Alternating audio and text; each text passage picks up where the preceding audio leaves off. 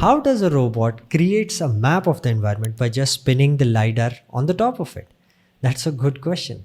Let's understand it in 4 steps. The first one is to understand what the LiDAR is actually doing. It sends out the laser and receives the laser back by reflection from a physical object. Now this is in polar coordinates. We convert through mathematical trigonometry into XY points and angle. We combine them and then come to the next step, which is building a grid. Grid is a 2D grid represented in small cells.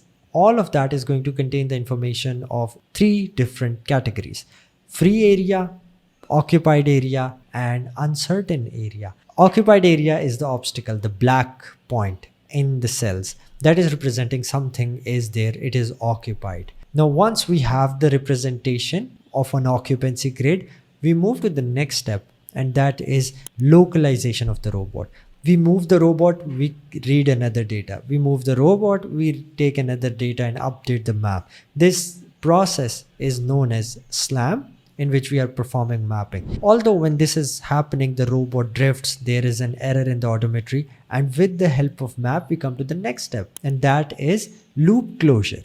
Loop closure helps the robot to fix its pose in the map. What does it mean? It means that the robot, based on the data it gathered, it understands that the wall was straight. And now I'm getting back to that point of the wall. The wall seems to be a little tilted, which means I am having an error inside of my pose. So it fixes its pose, and then the LiDAR scans the wall to be straight. So loop closures helps the robot to optimize its pose.